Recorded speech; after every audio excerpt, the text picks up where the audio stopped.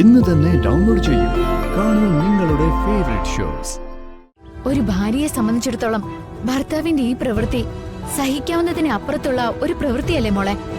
എന്ന് ഞാൻ കരുതുന്നില്ല ചേച്ചി. ഏട്ടൻ ഓഫീസിൽ പോയി കഴിഞ്ഞാ പിന്നെ വീട്ടില് ഞാൻ മാത്രല്ലേ ഉള്ളൂ. ക്യാമറകൾ വെച്ചത് എന്റെ സുരക്ഷയ്ക്ക് വേണ്ടിയിട്ടാവും. അങ്കിളിനെ പാമ്പ് ഒരുങ്ങി സീറയെ കൊണ്ട് തള്ളി. ഞാൻ ഏണിയേറി ടോപ്പിലും എത്തി. ഞാൻ ജയിച്ചു. സമ്മതിച്ചു. നീ മോളെ ജയിപ്പിക്കാൻ ഏണിയും അങ്കിളിനെ തറപറ്റിക്കാൻ പാമ്പും. രസിക്കുന്ന കണ്ടില്ലേ ആസുരജന്മം. കരുണാകരന്റെ വീട് അവളുടെ വന്ദനാമ്മയുടെ തറവാട് സ്വത്താണെന്നാ അവളുടെ വിചാരം. പെണ്ണിന്റെ ചിരി കേട്ടിട്ട് എനിക്ക് തല പെരുക്കുന്നു. ഈ കുട്ടിപ്പിശാചിനെ ഇങ്ങനെ വിട്ടാ പറ്റില്ല. ഇവള് കുടുംബം മുടിക്കും.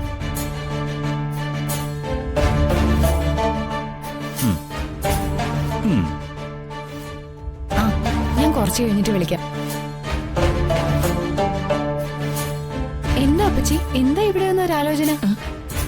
കണ്ടില്ലേ ആ നാശം പിടിച്ചവളുടെ അട്ടഹാസം.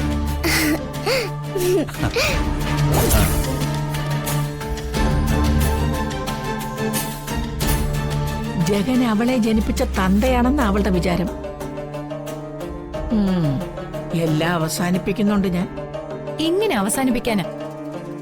അപ്പച്ചി ഇപ്പൊ പറഞ്ഞില്ലേ ജഗനാണ് അവളുടെ അച്ഛനെന്ന അവളുടെ വിചാരമെന്ന്. ഇവിടെ പലരുടെയും വിചാരം അത് തന്നെയാ. എന്തിന്? അപ്പച്ചിയുടെ നാത്തൂരില്ലേ, എന്റെ അമ്മായിയമ്മ, അവര് വരെ ഈ അസുരവിത്തിനെ കൊച്ചുമോളെ കൊണ്ടു നടക്കുന്നത് പോലെയാ കൊണ്ടു കിടക്കുന്നത്. അത് ഞാൻ അവസാനിപ്പിക്കുന്നുണ്ട്. ആ ജന്തുവിനെ ഞാൻ ഇവിടുന്ന് നിലം തൊടാതെ ഓടിക്കും. അത് മതി. ആ സാധനത്തെ ഇവിടുന്ന് ഓടിച്ചാ പകുതി പ്രശ്നം അതോടെ തീരും. ദിയെ ജഗനെ ഏൽപ്പിച്ചിട്ട് ഊരു ചുറ്റാൻ പോയിരിക്കല്ലേ അവളുടെ വന്ദനാമ്മ. ഈ അവസരത്തിൽ ആ കുട്ടിപ്പിശാചിന് എന്തെങ്കിലും പറ്റിയ അവൾ സഹിക്കില്ല. അത് കൊള്ളാം. അവൾക്ക് നോവണമെങ്കിൽ ദിയമോളെ വേദനിപ്പിക്കണം.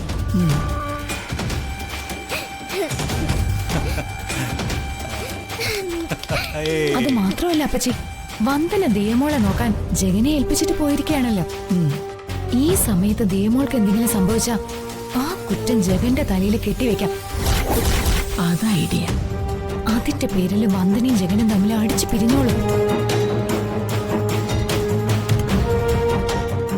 നിന്നെ പുകഴ്ത്തി പറയാണെന്ന് കരുതരുത്. നീ ഒരു അപൂർവ ജന്മം തന്നെ. പുരാണത്തിലെ മന്ധരയുടെ പുനർജന്മം. ഞാനൊരു സത്യം പറയട്ടെ, നിന്നെ കുടുംബത്തിൽ കയറ്റാൻ കൊള്ളില്ല.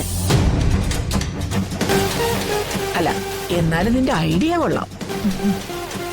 ദിയയ്ക്ക് എന്തെങ്കിലും സംഭവിച്ചാ വന്ദന ജഗനെ കൊല്ലാൻ വരെ മടിക്കില്ല.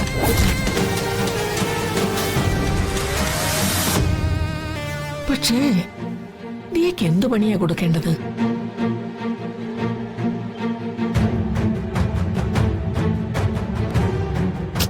സംഭവം പഴയ ആയിട്ട് കണ്ടു മടുത്തതാ.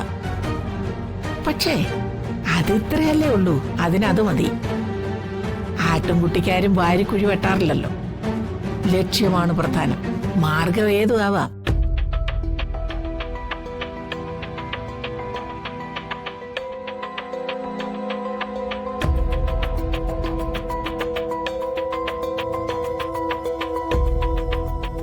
ചേച്ചിക്ക് എന്താ പറയാനുള്ളത്? ചേച്ചി എന്താ ഇങ്ങനെ നോക്കുന്നേ? കോളേജിൽ നിനക്ക് നല്ല നടിക്കുള്ള സമ്മാനം കിട്ടിയിട്ടുണ്ടോ? എന്താ ചേച്ചി അങ്ങനെ ചോദിച്ചത്? ഇല്ലാത്ത സന്തോഷം മുഖത്ത് വരുത്തി നീ നന്നായിട്ട് അഭിനയിക്കുന്നുണ്ടല്ലോ. നിന്റെ ഉള്ളിൽ എന്തൊക്കെയോ പുകയുന്നുണ്ട്. ഭയവും സങ്കടവും നിരാശയും അങ്ങനെ പലതും. അതൊക്കെ ചേച്ചിക്ക് വെറുതെ തോന്നുന്നതാ. അങ്ങനെ പറയരുത് മോളെ. എന്താ നിന്റെ പ്രശ്നം? ചേച്ചി, എന്റെ ഭർത്താവ് അനാഥന. അയാളുടെ സ്വന്തം പരിശ്രമം കൊണ്ട് വെട്ടിപ്പിടിച്ചതാണ് ഈ കാണുന്ന സൗഭാഗ്യങ്ങളൊക്കെ. ഞാനൊരു പാവം പെണ്ണല്ലേ, പണമില്ലല്ലോ. ആ വ്യത്യാസം കൊണ്ടുണ്ടാവുന്ന ചില നിസാര പ്രശ്നങ്ങളേ ഉള്ളൂ.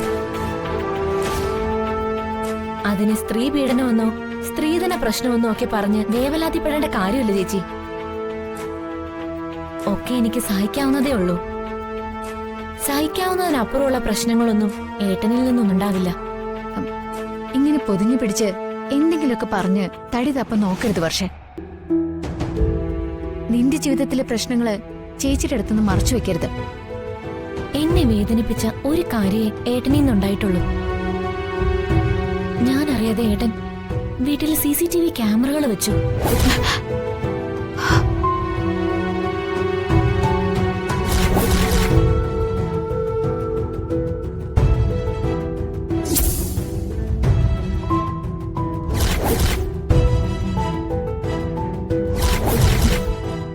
ഭാര്യ അറിയാതെ ക്യാമറ വെച്ചെന്നോ?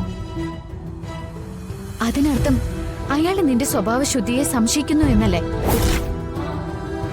ഒരു ഭാര്യയെ സംബന്ധിച്ചിടത്തോളം ഭർത്താവിന്റെ ഈ പ്രവൃത്തി സഹിക്കാവുന്നതിന് അപ്പുറത്തുള്ള ഒരു പ്രവൃത്തിയല്ലേ മോളെ? എന്ന് ഞാൻ കരുതുന്നില്ല ചേച്ചി. ഏട്ടൻ ഓഫീസിൽ പോയി കഴിഞ്ഞാ പിന്നെ വീട്ടിൽ ഞാൻ മാത്രമല്ലേ ഉള്ളൂ. ക്യാമറകൾ വെച്ചത് എന്റെ സുരക്ഷയ്ക്ക് വേണ്ടിയിട്ടാവും. അതിനെ സീരിയസ് ആയിട്ട് എടുക്കേണ്ട കാര്യമില്ല. എന്തിനാ ചേച്ചി ചിരിച്ചത്? ഭർത്താവിന് വെള്ളപൂശാൻ വേണ്ടിയുള്ള നിന്റെ തത്രപ്പാട് ഓർത്ത് ചിരിച്ചു പോയതാ മോളെ. അച്ഛനും അമ്മയ്ക്കും നമ്മൾ 3 പെൺമക്കളാ. അതിലേറ്റവും ഭാഗ്യവതിയും സുരക്ഷിതയും നീയാണെന്ന എല്ലാവരുടെയും വിശ്വാസം. ആ വിശ്വാസം നിലനിർത്താൻ കഴിയണേ എന്നാണ് എന്റെ പ്രാർത്ഥന. ഇനി കുറച്ചു കാലത്തേക്ക് അച്ഛമ്മ കൂട്ടിനുള്ളത് നിനക്കൊരു ബലമായിരിക്കും. വിക്രമിന്റെ ഈ സ്വഭാവം അച്ഛമ്മ മനസ്സിലാക്കാതിരിക്കാൻ പരമാവധി ശ്രദ്ധിക്കണം മോളെ. എന്നാ വാ.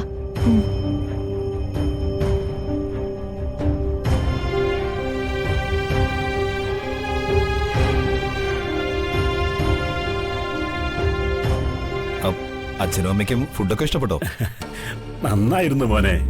പാചകം ചെയ്ത ആൾക്ക് നല്ല കൈപുണ്യമാ. പാചകം പോലെ തന്നെയാ വത്സലയുടെ സ്വഭാവവും.